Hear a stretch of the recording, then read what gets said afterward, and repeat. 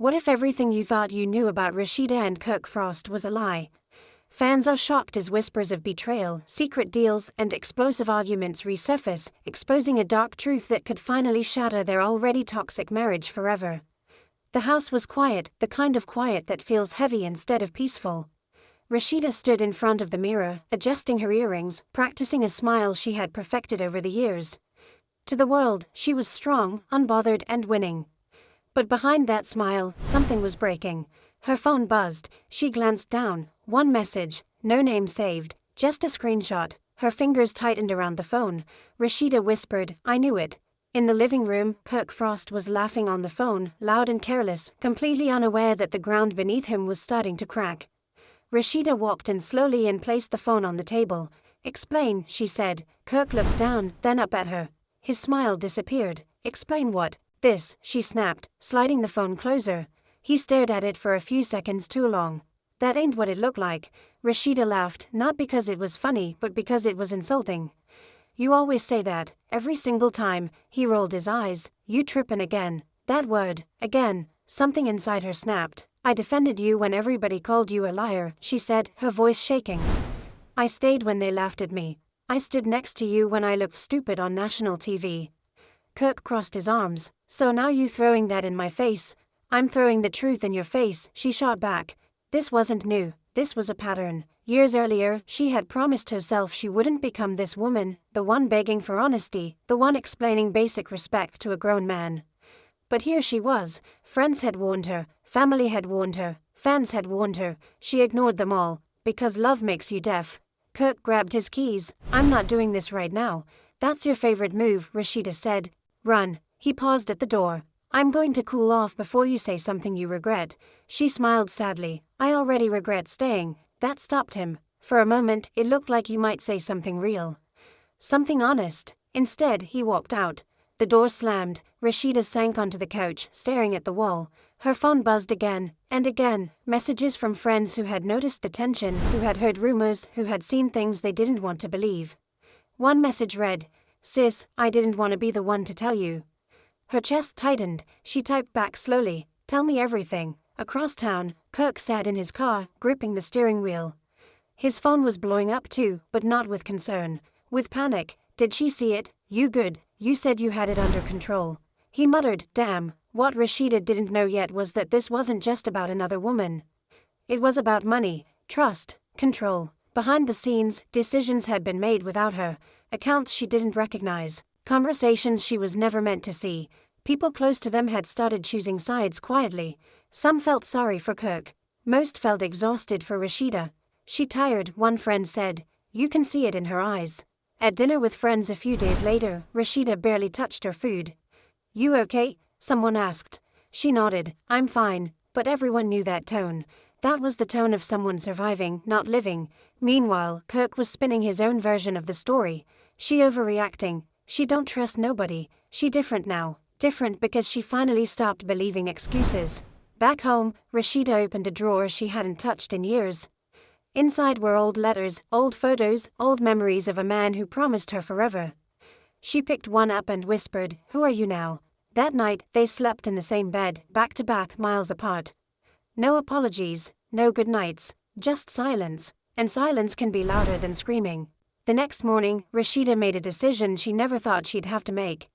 She chose herself, not loudly, not publicly, quietly, because sometimes the most dangerous thing a woman can do is stop fighting for someone who never fought for her. And Kirk felt it. He felt the distance, the coldness, the shift, and for the first time he was afraid, because he knew one thing for sure. If Rasheeda was done talking, the next move would change everything. Rasheeda woke up before the alarm. She lay there staring at the ceiling, listening to Kirk breathe beside her like nothing in the world was wrong. That's what hurt the most, how easy it was for him to sleep while her mind replayed every lie, every excuse, every moment she chose silence over peace. She slid out of bed without a word. In the kitchen, she poured coffee she didn't drink and scrolled through her phone. More messages, more, I didn't want to say anything, but, more dots connecting into a picture she no longer wanted to see. One message stopped her cold. A voice note. She pressed play. A woman's voice, soft but confident, laughing. Talking about plans, talking about when things settle down.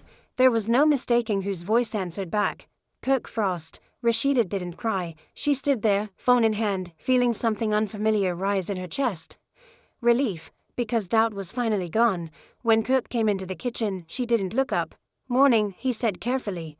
She nodded. "Sit down." That tone made him hesitate. He sat. She slid the phone across the table. "Play it," she said. He stared at it. "What is this?" "You know exactly what it is." He picked up the phone, listened for a few seconds, then slammed it down. "You went through my stuff." She leaned forward. "That's your concern, not what you said, not what you promised someone else." He exhaled hard. "You twisting things." "I'm done untwisting your lies," she replied calmly. That calm scared him. He stood up, pacing. "You always want to make me the villain." "You made yourself that," she said. "I just stopped covering for you." The argument escalated fast. Voices rose. Old wounds reopened. He accused her of being cold. She accused him of being reckless.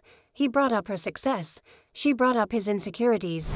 "You don't respect me," he shouted. She laughed bitterly. "You don't even respect yourself." That was the moment something broke between them for good. He grabbed his jacket. "I'm leaving." She nodded. "I figured." At the door, he turned. "You gonna regret this." She met his eyes. "I already regret wasting years believing you'd change." He left. Again, but this time felt different. Days passed. They barely spoke. When they did, it was about logistics. Kids, schedules, business, no emotions, no pretending. Friends noticed immediately. She checked out, one said.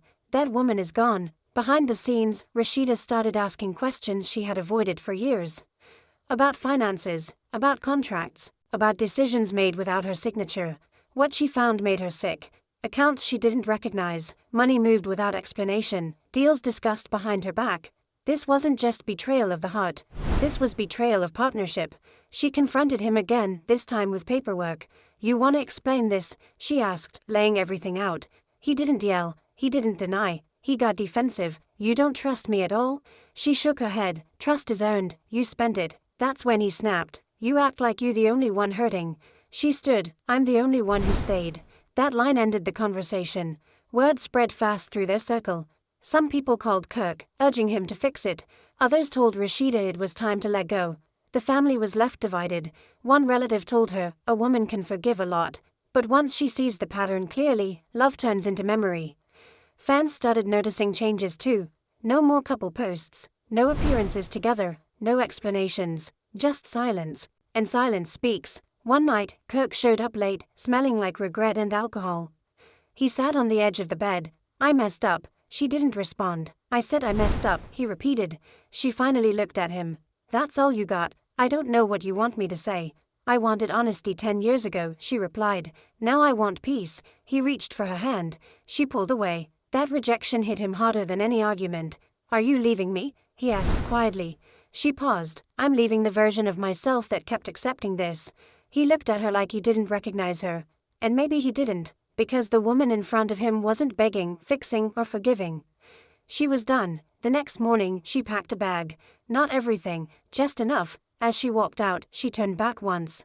"I loved you hard," she said. "That's the truth you'll have to live with." The door closed behind her. And for the first time, Kirk was alone with the consequences of his choices.